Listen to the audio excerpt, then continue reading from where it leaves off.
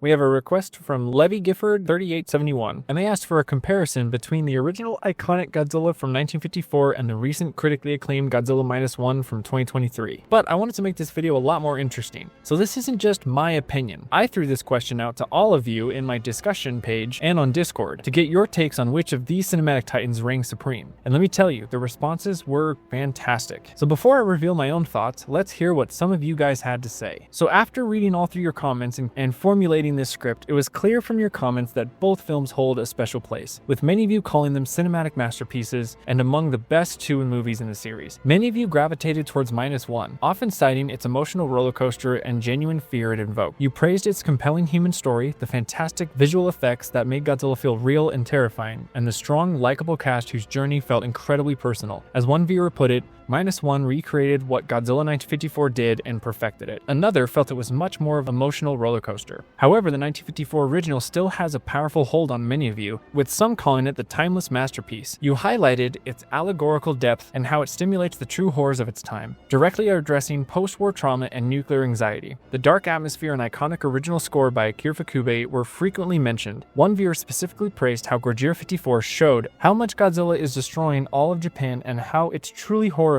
with its longer, darker destruction scenes and impactful moments like the mother and child. Some felt its relevance was heightened by being made so close to the real-world events that inspired it. You guys also picked up on distinct thematic differences. While 54 focuses on remembrance and tragedy, Minus One emphasizes community and perseverance, showcasing how individuals come together to overcome impossible odds. Many noted how both films uniquely demonstrate citizens rising to solutions without relying solely on government. Some of you pointed out that while Minus One is incredible, it does draw inspiration from earlier films, and few wish it had shown more of Godzilla's tragic side, or featured more extended destruction sequences like the original. Conversely, some of you felt 54 had slightly fewer narrative contrivances. Ultimately, whether you preferred the 54 film for its unparalleled historical impact and chilling horror, or Minus One for its visceral spectacle and deeply moving human drama, it's clear both of these iterations of Godzilla left a profound mark. So it was an incredible range of opinions, and it was awesome to see all of the discussion being made in the comments. It's clear that both of these films resonate deeply with different people for different reasons. So let's break it down, my old versus new final thoughts. So we have two cinematic titans. One is a foundational allegorical horror masterpiece. The other is a modern, visually stunning and emotional disaster epic. Both of them understand the core concept of Godzilla and a force of nature and a consequence of humanity's hubris. And now for the moment that all of you have been waiting for. Which one do I think is better? Both films achieve exactly what they set out to do with such incredible skill. The 54 film is a historical artifact of immense importance, a stark warning. Minus One is a modern triumph, bringing Godzilla back to his terrifying roots while delivering an unforgettable human story. But if I absolutely had to pick one,